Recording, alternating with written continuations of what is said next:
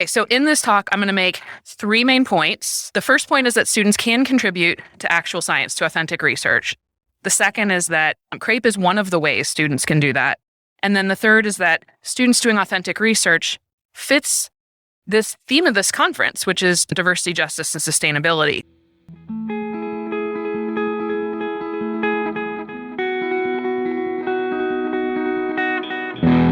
Hi, welcome to PsychSessions episode number 144. Eric here. By special arrangement with the Western Psychological Association, held in April 22 in Portland, Oregon, PsychSessions recorded select conference sessions and recorded interviews as well. What a special treat to hear the distinguished speaker address delivered by Dr. Jon Wagge from Avila University in Kansas City, Missouri. Jordan was introduced by WPA then-President Dr. Jon Grahe from Pacific Lutheran University. Here's the title of her talk, Our Students Can Be Our Scientists, the Collaborative Replication and Education Project, or CREPE. We are so pleased to be able to include a PDF version of Dr. Wagge's slides from her address, thanks to Dr. Wagge and her generosity. And thank you again to WPA for providing the opportunity to record these important moments. The PsychSessions podcast is sponsored by Macmillan Learning. Macmillan Learning's Achieve for Psychology sets a whole new standard for integrating assessments, activities, and analytics into your teaching.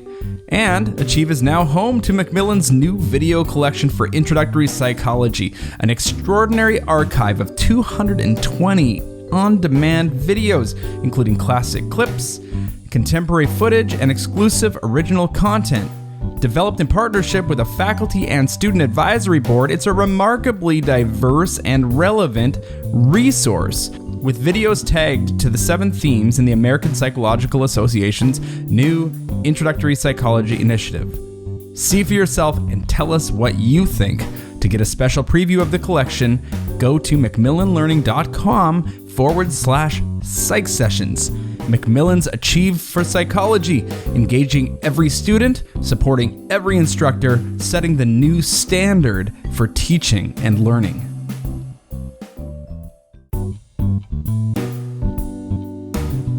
The PsychSessions podcast is sponsored by STP. That's the Society for the Teaching of Psychology. That's APA's second division. Become a member of STP for only $25. Just head to teachpsych.org.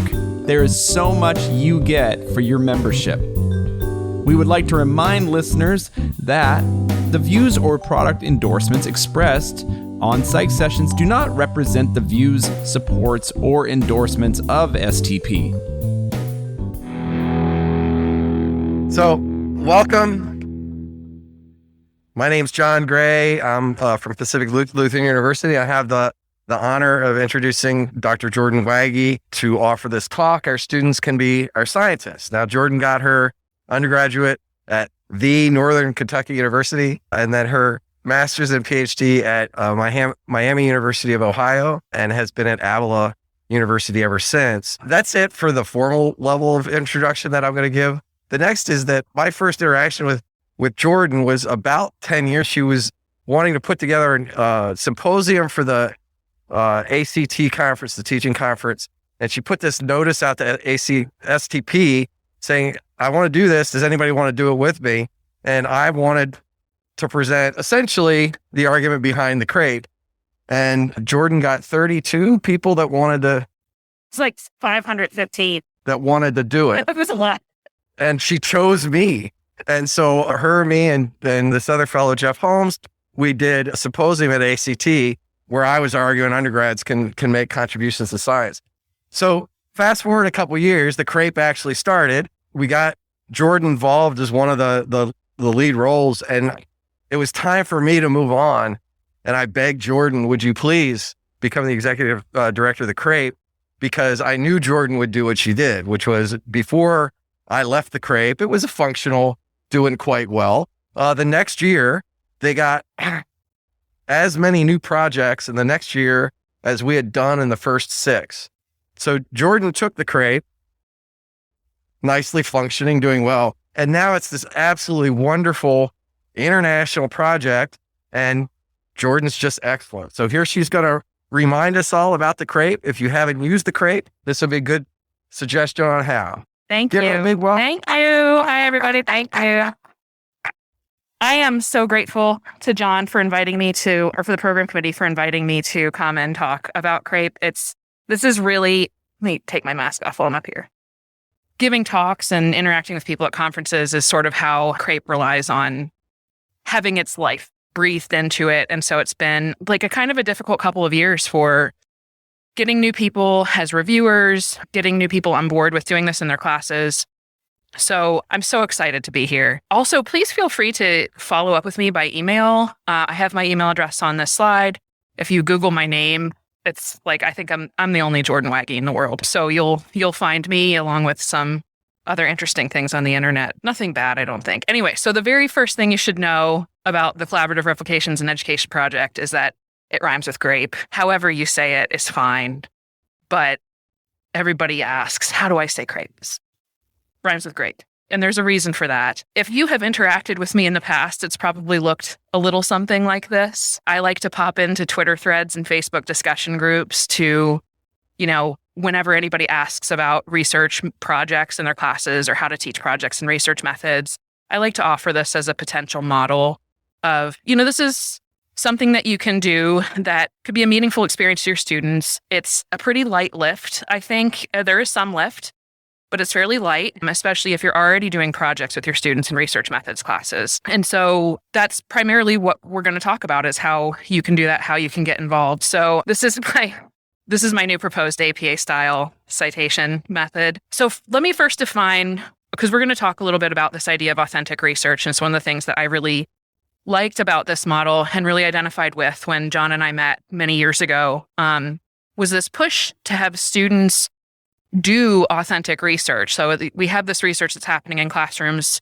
all over the world already as research projects. Like, why not take the power of that and channel that toward doing something that can advance the science and can contribute to the field? It's good for the science. And one of the things we argue is that it's also good for the students as well. And so I'm going to talk a lot about authentic research, doing authentic research. And that is research that is done with the intention of contributing to the field in some way. So that could be, it could be in a publication. That's generally what I think of when I think of authentic research, but it could also be like giving a conference presentation, not necessarily like I did this project as part of my class and now I'm going to like a teaching conference, but as I am doing a real research project that I want to contribute in some way to the field. Okay, so in this talk, I'm going to make 3 main points, and somewhat for myself because I tend to get really excited about crepe and just talk about all of the things really. So this is my guiding light or whatever. The first point is that students can contribute to actual science, to authentic research. The second is that crepe is one of the ways students can do that. And then the third is that students doing authentic research fits this theme of this conference, which is diversity, justice, and sustainability. So students doing crepe projects is consistent with DJS science and DJS research. Okay, and so then I realized there was a fourth point, and I was already deeply committed to the format of the previous slide. And so I just added a slide. I was very bored for 6 hours in the Kansas City airport. So there are a lot of stock photos that demonstrate that. The fourth point is that students can do authentic research without a lot of extra work for you. So look at this stock photo of this woman smiling happily at her computer. That could be you. And my sort of guiding philosophy, I don't know if I should admit this in a room with people in it, is, if you have a choice between doing something that's hard and doing something that's easy when it comes to your teaching, if you can make the same impact by doing something that's easy, go ahead and do that thing. So hard mode is good on Wordle. It's bad on teaching. Good on Wordle, bad on teaching. And I want to start before I talk about crepe, because if you're like me, you hear about things in conferences and you're like, that's really exciting, and I should go to my hotel room right now and rewrite all of my syllabi for every class. And that's not necessarily my goal. You don't necessarily even have to change. If you get one good idea from this, it's great. Just if you teach already, you're already a rock star. You're already perfect. If you hear something that you can apply to your teaching, great. One of the points I make about Crepe is there are a lot of materials out there that you can take and you can modify. So I've had people download our step-by-step guide and modify it for their classes. I've had people take the tutorial videos that we've done and use them for showing students how to create OSF accounts. So whatever we have that's useful, you have my permission to use all of it in any way that helps advance the science. If you make any money off of it, like send me a Target gift card, fine, or IKEA, Kroger, whatever. Okay, so let's get into it. So this first point, all students can contribute to actual science. We have seen some examples of this over the years. And of course, let me back up a second. Students have been contributing to actual science forever, right? So have any of you published with students before?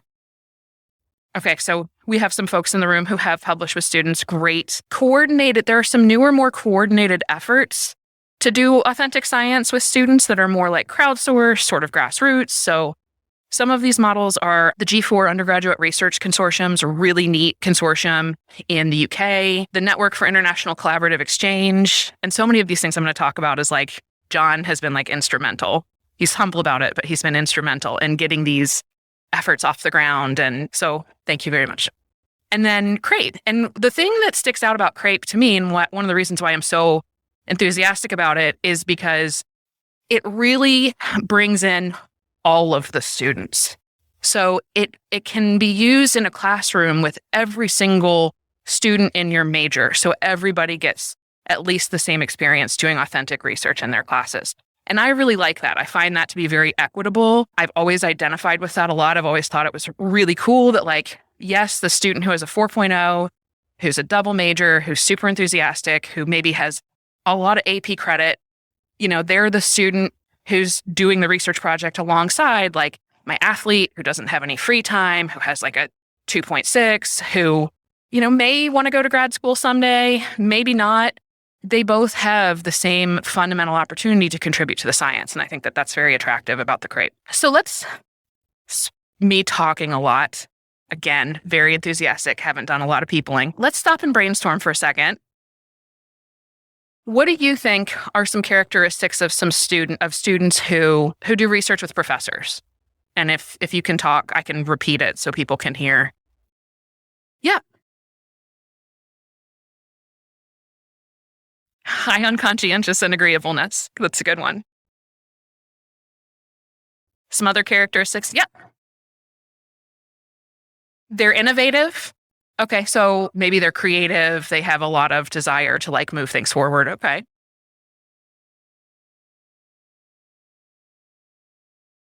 Yeah, so they have some sense of career trajectory. Is that often you think in your head? Are you thinking like graduate school?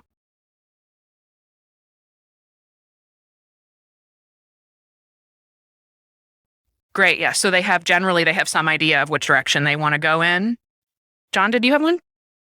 All of them.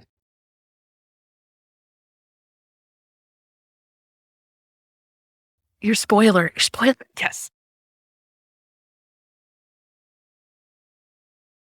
Yeah, they're interested in the field. They're interested in the work that they're doing. They're engaged.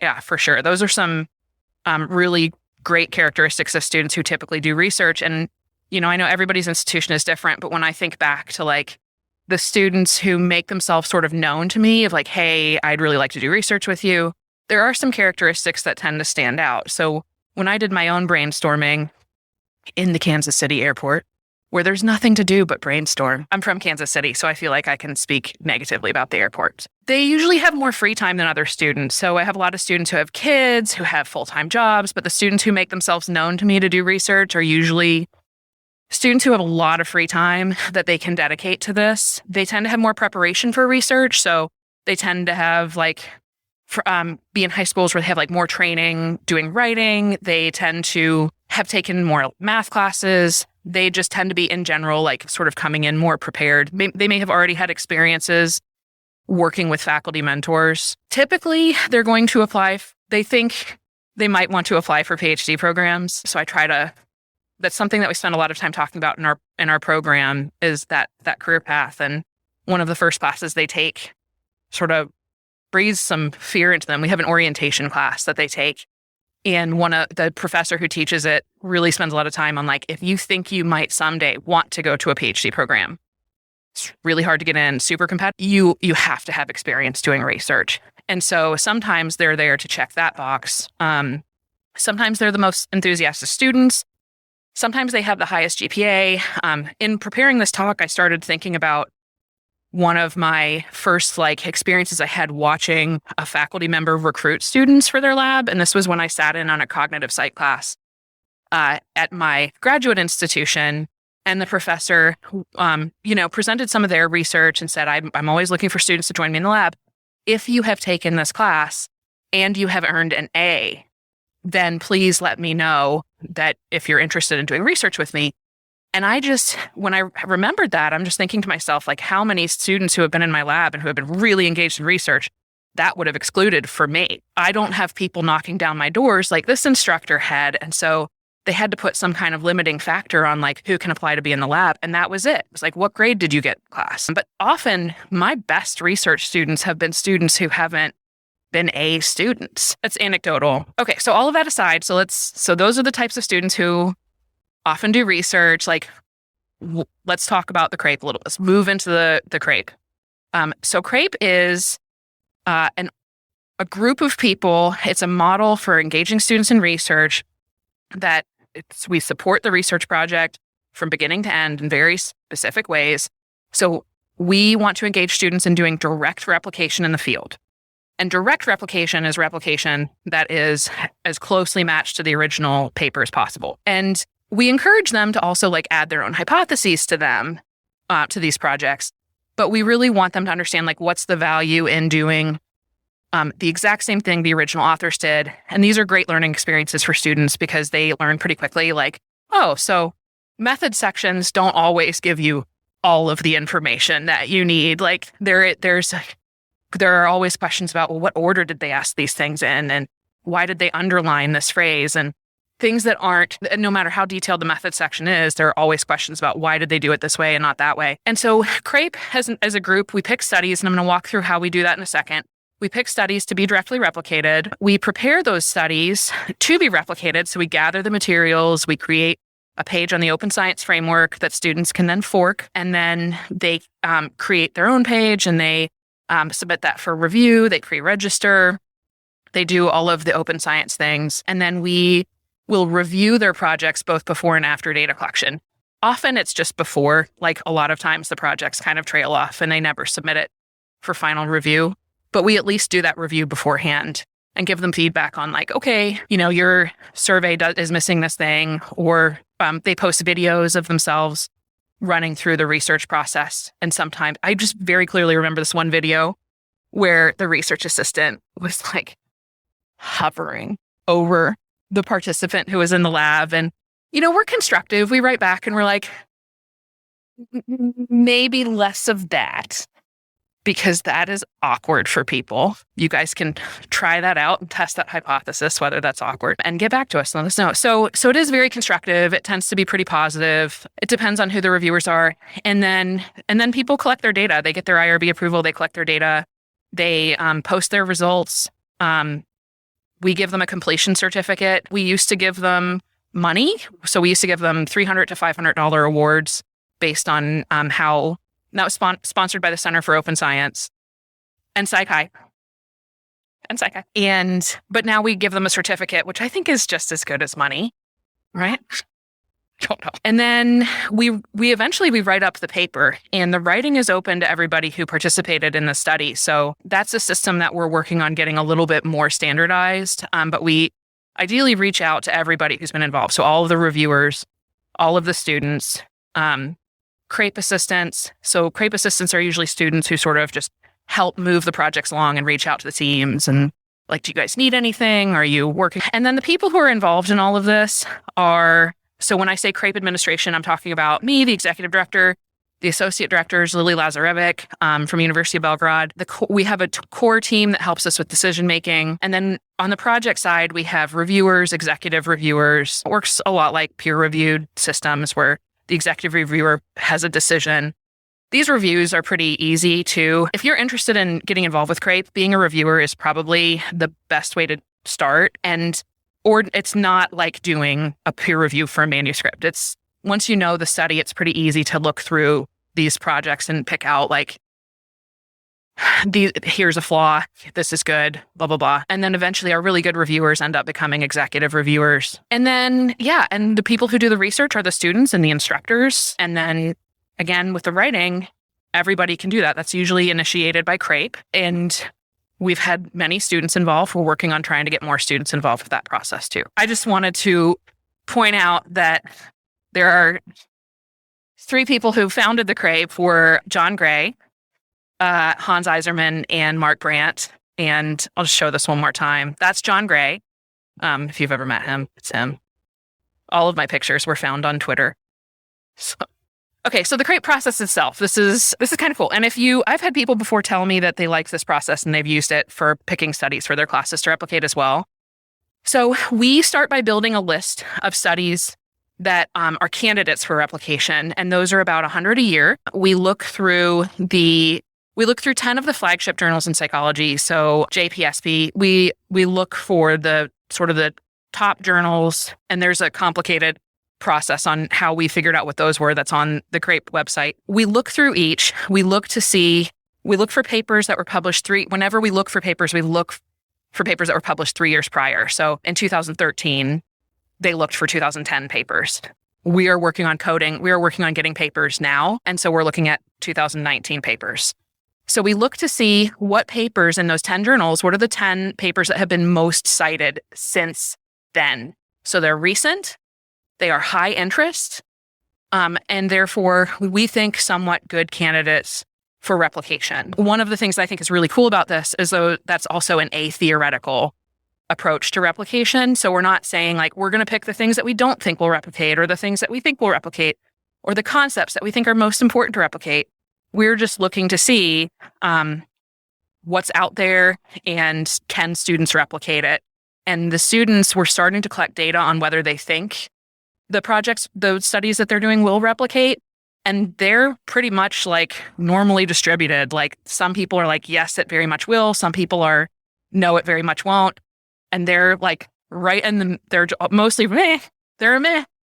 And I think my intuition, we haven't done this research yet, but I'd like to compare it to people who are in the field, because I think sort of experts in the field might be more like bimodal with people saying either yes, very much, or no, it won't. But students have this nice, like, we're not sure. And that's what we want. So, because we don't want them like falling in love with their hypothesis or, setting out to prove somebody wrong or something like that. Which is a point that we make when we email the authors. And I'll talk about that in a minute, because that can be a scary thing for people sometimes, I think. So we build this list. Usually like a graduate assistant helps me with that. And then people code these papers for feasibility. So they code them for like, could a student, and if there's if it's a paper with like 5 studies, we'll ask them to focus on the first study or whatever the focal study is. So we ask them to look at these papers, go in and see like, could a student replicate this, an undergraduate student replicate this in a typical semester? And the people we have doing that are volunteers. So I have a QR code here for a Google form that if you are interested in helping with this process, if you have students who would like to earn some extra credit in a research methods class, there's a place on the form to say, like, are you doing this as part of a class? If so, what's your instructor's email address? And I can give you access to the Google Sheet so you can see like who is doing it. I think I'm giving my students like a point each for each paper they code out of like a 250 point class or something like that, up to a certain number. It's a great time for extra credit. So that's mostly done by interns, volunteers. Sometimes graduate students help with that. And we want each paper to be coded at least 3 times. Somebody looks through it and determines, is that feasible? And I'll show you a little bit what that looks like. So here's another brainstorming moment for us. So what characteristics of studies would you look for them to be feasible for teams of undergraduate students to replicate? Yes. Yeah. Okay.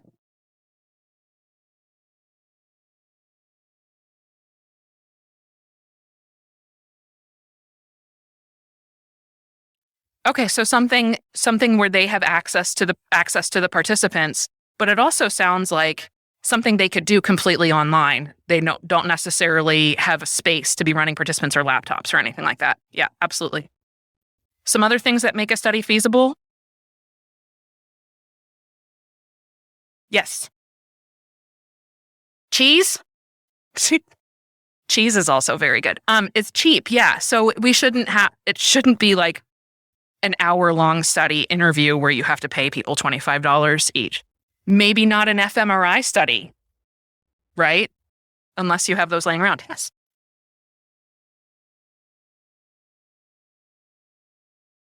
Yeah, something that can be approved by IRB, low risk, maybe not interacting with clinical populations. Yes. Single session, yes. This is probably why we haven't ended up with it. One of the journals we look through is a journal of developmental psychology, I think is a journal. But it's a lot of stuff is like with kids, which again, it's difficult to pass IRB in a lot of cases, and they're longitudinal. And so these have to be like single session things that they can do. Any other brainstorms?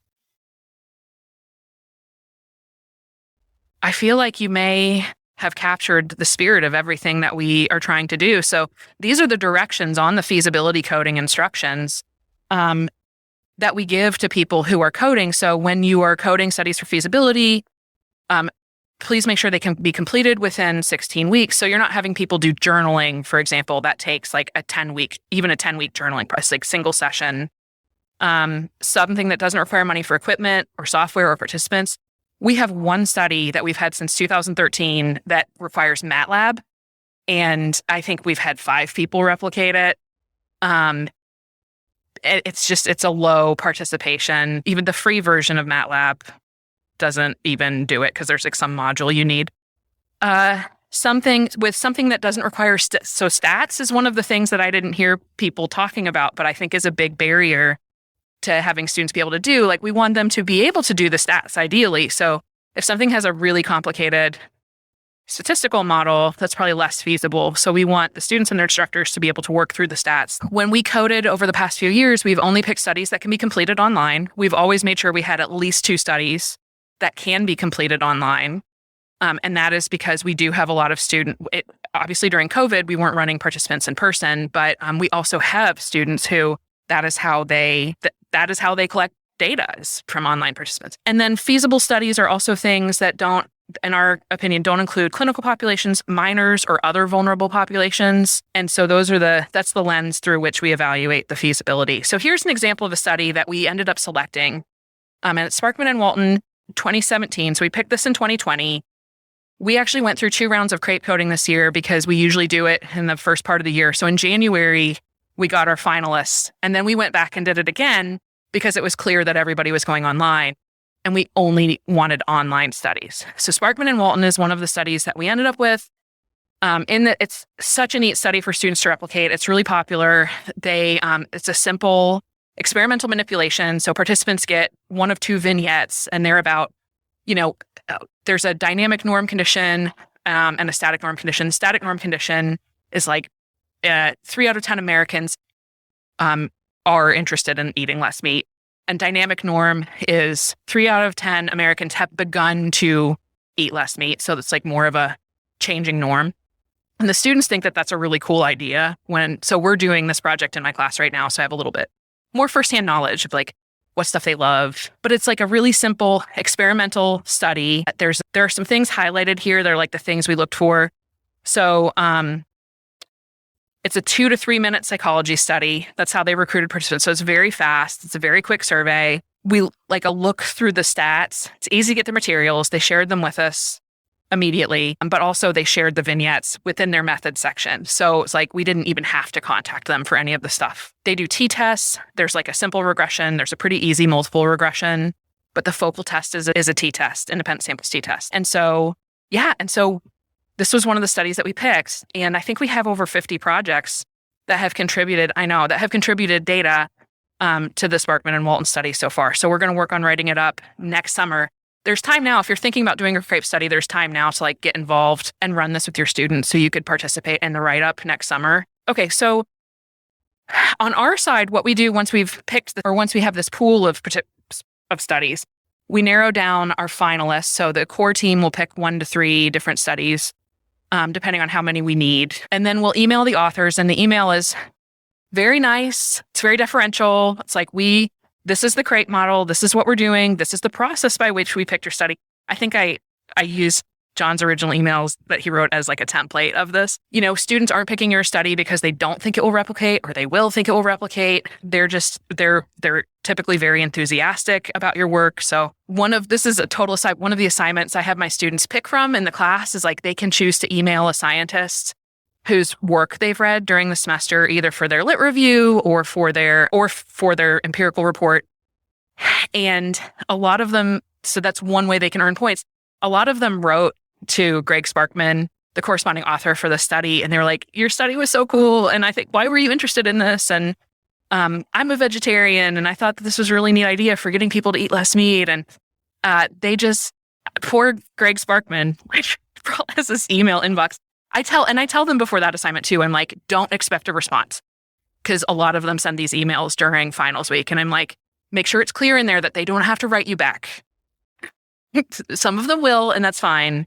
But please don't ask questions, especially if you email during finals week. And they do get really enthusiastic about it. So then after we email the authors, we get their input on what they think will replicate. There is a real range of how enthusiastic authors are to provide that information. Some of them are like Sparkman sent us his original data set so we could analyze that in class and write. Some people it's just really difficult to get in touch with and when we have questions, we really try to limit how many times we reach out because we feel like we're kind of pushing up against them. We invite them to actually be involved in the project, and not many people have taken us up on that, but a lot of them are really enthusiastic that we're doing it, and they think it's really cool. And then we assemble our team. So we pick an executive reviewer, we get reviewers set up, we get our CREP assistants, and then it joins our list of available studies. And you can see our list of available studies here with that QR code. You can see the sign-up form that people use to go on and sign. It's another Google form to sign up and go on to start the CREP process. Got it? Not yet? Okay, I'll be around. Just Google my name. Okay, so on the student side, so I have this oh no, that's next. Okay, so this might be better. This is actually a link to our form for people to sign up. Either the instructor or the student can pick the study. I usually pick what study we're going to do before the semester starts, so I can get the IRB done because that's slow where I am. And every project on our campus goes through full review. So I can get that done. We do our projects as a class. So everybody in the class contributes to the same project, but it's been set up before where different people do different projects, or the way Jon used to do it is some people can do CREP projects, but they can also do other things. They can add extension hypotheses to them. We just have them we add whatever manipulations they're going to do after they've done the direct replication. So if you're going to add a questionnaire on socioeconomic status, do it after you've already done the direct replication questions. And then, they get CREP review both before and after data collection, like I mentioned earlier. And then once they've done this, they can go present site level data anywhere. We've had people ask about publishing their site level data, and we're not opposed to that. We usually ask them to wait until we write up the pooled data unless they've done some sort of extension hypothesis that they want to publish somewhere else. And then they can contribute at some point to that pooled paper, which is super cool for us. Hasn't been quite the carrot that we wanted it to be. I'm going to talk about that in a minute. Okay, so another chance for input here.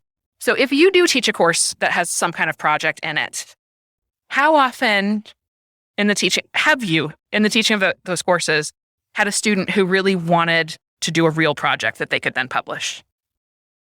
Okay, so a few people who have hands up of and I'll raise my hand for that. I've had students start the semester with I would really like to publish this paper. I'd like to. Okay, how often has it, for those of you, put your hands back up if you don't mind. For those of you who have your hands up, how often has it actually happened? Has it actually happened for you? Good, that's really exciting. I put my hand down because it hasn't happened for me. How much? For those of you who have published with students, how much extra work has that been for you? Jon? A lot. It's usually after the student graduates. sometimes it's a lot of like hurting them and setting very clear deadlines, which that means you need very clear deadlines, which is like, that kind of goes against my whole thing for me. So, and again, how much extra work is it for the student? It's usually a lot of extra work for the student too. So it's a heavy lift. And I'm sure that doesn't capture the entire range of experiences. So forgive me if that has not been your experience at all. I have found, at least at my institution, that it is a lot of extra work on both of our parts to do this. And it's sort of like a low, like nobody else at my institution like really cares if I'm doing it. So not that should be my motivation, but okay. So let's take a hypothetical case study of a student who's doing a project for her research methods class. And she sets out, she's like, I want to publish this study.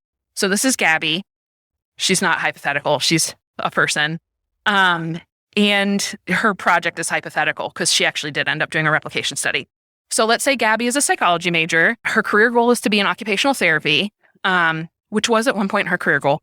And her traditional research methods title was examining the relationship between social media use and attachment style. I sort of just like came up with a title of like, this is like, I made a bot watch 1,000 hours of student undergraduate research projects. And this is the title that it came up with. The N was 38 college students who were all the people on Gabby's softball team. And it was presented in class. The learning was high, right? We learned a lot of things from this experience. Gabby learned a lot about research, her student evaluation in the semester, her reflection on the semester was like, I loved learning how the sausage was made. But the lift that's required for having impact beyond the research methods class is very heavy, both for her and for me. Now, let's say instead of that project, she's Gabby, the Crepe contributor. You see, I flipped her picture. See what I did there? I'm very creative. Her major is still psychology. Her career goal is still occupational therapy. But now for her project, she's going to do a replication of Troy et al. The studies like Change the Things You Can, the influences of, I don't know, I forgot the rest of it. There's something after the colon. Emotion regulation, it's like related to emotion regulation and socioeconomic status. And maybe she adds an extension hypothesis to test self-efficacy and whether that moderates the relationship between SES and emotion regulation. Cool. That's a cool hypothesis. She's dug into the paper. She's seen what's been cited since then. She's come up with some other constructs that might be related to this. The learning is still high. I don't even mention the N because the N, she's going to contribute this data to a bigger project. So no matter, she could get 38 participants, she could get 100 participants, but the data is going to be contributed to a bigger project that has a pooled analysis. So we do ask our contributors to get a minimum N usually, but people can still contribute even if they don't hit that, because sometimes even it would take 3 semesters for people to hit an N of 38 if they're at a small college. And then what's cool about this is that the lift required for impact beyond the research methods class is low. It's a light lift. So she can, still present at a conference, but she can contribute to a publication, but the data itself, like it has an afterlife. When we write up Crepe studies for publication, we cite their actual, their results that they have posted online. So that information is out there for researchers to use in meta-analyses and secondary data analyses. And that's super cool. It has a function. So that's Gabby. Okay, so they can go on to give presentations. All of these photos are on Twitter. So these are some of my students who got really into that better poster thing. This is Braden, who's the first author on a 200-some author registered replication report. That is wrapping up. Yay. This is some students from Utah Valley University. This is actually Heather Urry from Tufts presenting some meta-analysis work on an Eskin et al. Study at a Society for Improvement of Psychological Science. So she's been a really great contributor. And then here are some papers that have come out of this. So this was the first paper here in the Psychi Journal, the first paper to earn a replication badge. Here is the paper that I first authored. Here's a paper that was our first student first authored paper. So the Eskin et al. Had Eric Gelfi as a first author, and I think he was at a school in Oregon. I think it was Southern Oregon University. And then this is a preprint of that paper that I just told you about. That's the registered replication report. Some of you are on that paper, so sorry. And you're welcome. I don't know. It's a weird combination. Okay. So that's all of Crepe stuff. Let me tell you a little bit about why I love Crepe, and I sound a little evangelical. I really love creative solutions to things that kill a lot of birds with one stone. So, which is a violent metaphor, I know. So no birds have actually been harmed in the making of this. But there are many things that I want to accomplish at once as an instructor. So I want to publish with students, and I also want them to do projects. And I also want to do research myself because that's part of what I need for tenure and promotion, and because I like it. And I want to go to conferences and present work and publish and write. And so I can do all of these things with Crepe. And so that's one of the reasons why I really like it. I also really like that it capitalizes on work that's happening already. So we're already doing research projects with students. You can shift around some of the mechanics, and now it becomes something that's authentic. It's also, and I'm just not going to be apologetic about this, it's easy research to supervise because we have already picked, and I have tried before, by the way. I have tried before, this is an aside, just letting students, okay, I've done a lot of replications, I can supervise any replication. And I've let students go out and find a study that is related to something you want to do and do a direct replication. But the ones that aren't picked specifically for their feasibility are harder. So that was a bummer. But the Crepe studies have been picked for these are feasible. The stuff is available. There's external. And then also when you're teaching this stuff, you get to talk about replication and open science and, talk about open access and all of the things related to open science. And so just by virtue of the fact that you're doing a replication project, you can talk about why replication is important and get excited about it. And the students are excited about it. And they're like, yeah, that's how it should be done. Nobody talks in my class, but inside, I feel like that is what they're experiencing deep down. Okay, so I want to go back to this third point. So students doing authentic research. So I've told you about authentic research.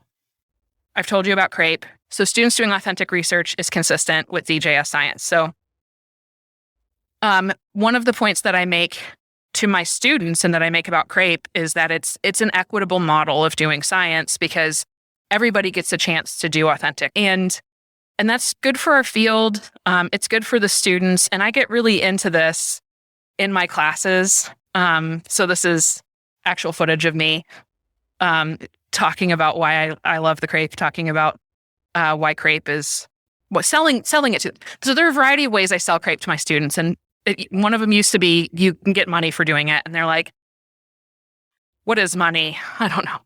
Sometimes that was a carrot, but it wasn't really they weren't as into that as we thought it would, especially when doing one project with a whole class. And they're like, so for each of us, that's $17. So there's, you can contribute to the publication, which will help you with your resume or your vita. And that's also not as much of a carrot to them. But when I start talking about you all deserve to play a role in our science. Every person in this class, it's not just the person with a 4.0, although you deserve it too.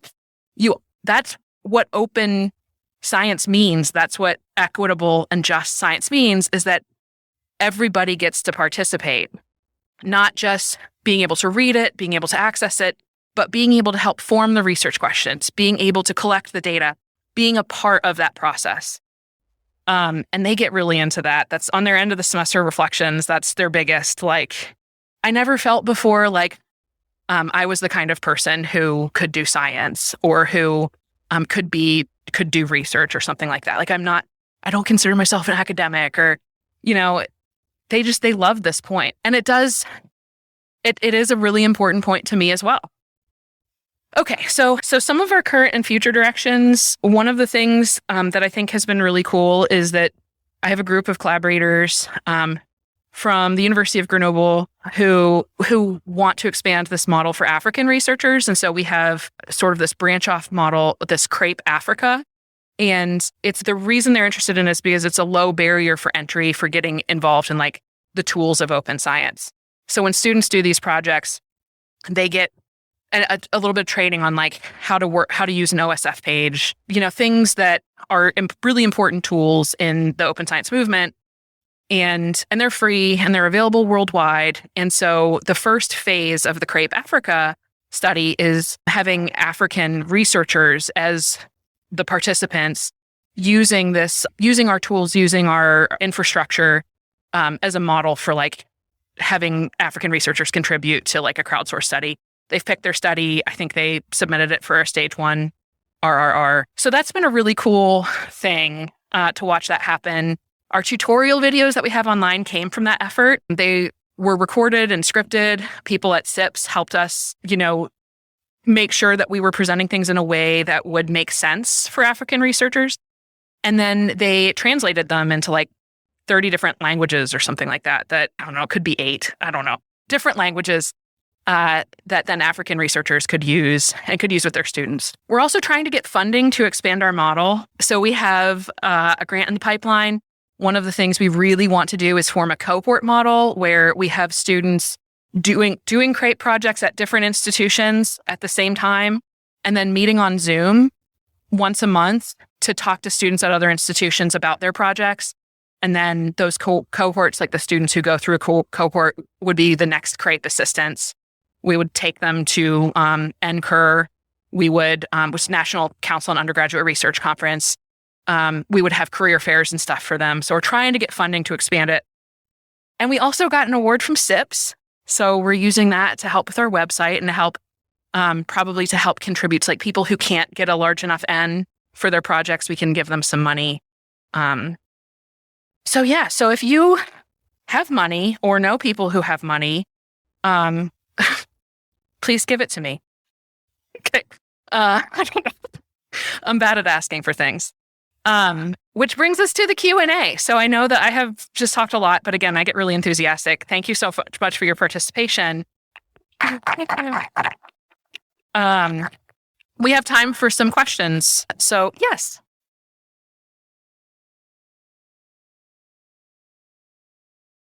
Yeah, I'm happy. So the comment was that this would be a great model for Latin American researchers, because psychology is a very popular marriage major.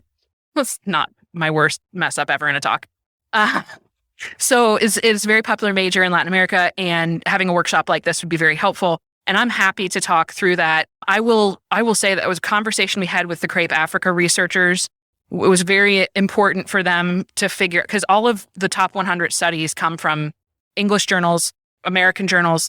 It was very important for them to pick which studies they wanted to replicate. And so that is something I would definitely encourage, but I'm happy to help facilitate that. And yeah, it's definitely consistent with Crepe, but also just my own personal interest in giving people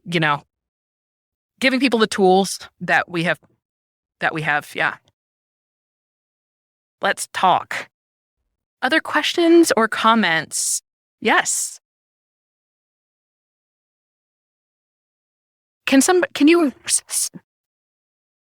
Have we had any problems with human subject? IRB. So no, I mean, a lot of this research is done at teaching schools. And so sometimes it's very slow. But even we sort of keep an eye on that. Like when those final papers come down the pike and we're like making our final selections, we'll have an eye on what'll pass IRB review. So can I talk about the BYU? I can talk about that, right? So one of our folks, I think this may not have been it, but like one of the finalists, I think this was before I even came to Crepe, was a paper on like where students were asked about their alcohol use.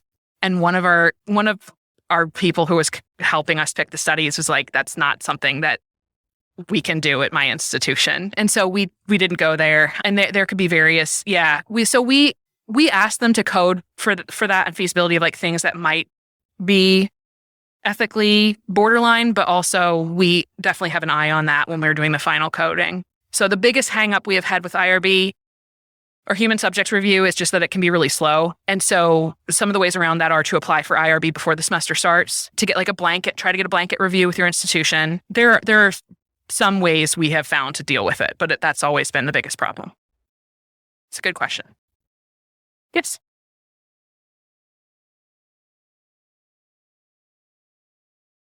Right. So the question was, how many authors do we have on these manuscripts and who's writing them? So let me go back to Oh, so I think we have the smallest paper was this first paper, and I think it was 6 authors maybe.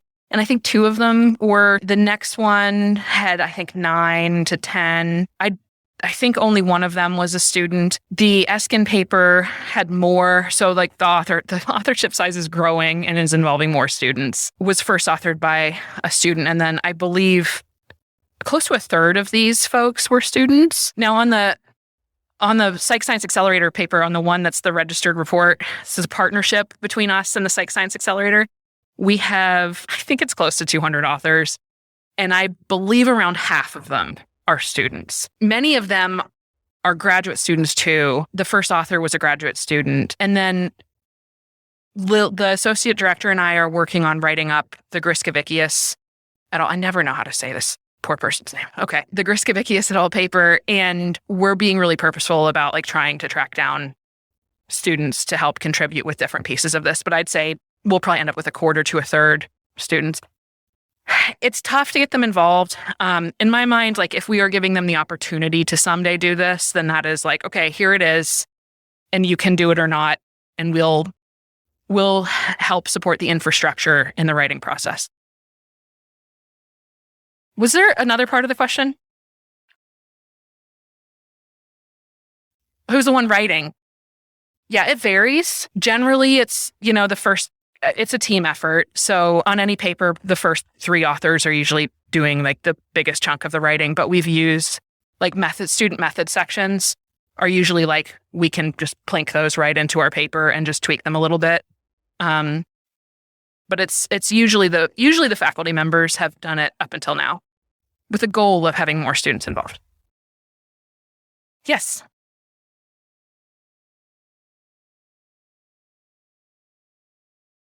So the question was, is there a way for students at institutions that don't have IRBs to contribute? And this happens a lot, actually. We have students from France who contribute a lot.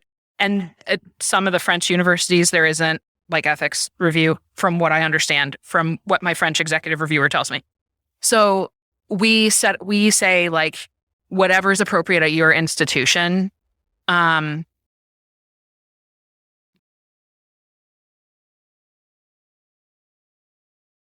Right.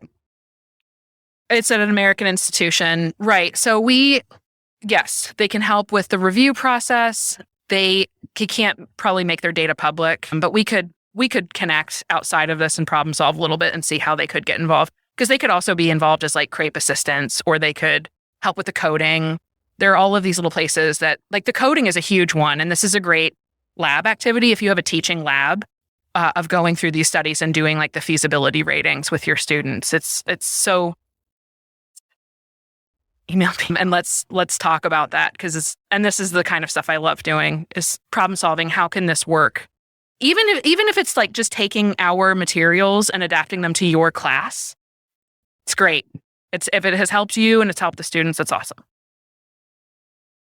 I feel like we're running out of time. I had like a main point. Basically, the main point is if you want to get involved in any way, just please reach out to me. Don't be afraid of getting creative. Use whatever materials you want. Go check out our website, check out the OSF page, take it, adapt it, and thank you for listening.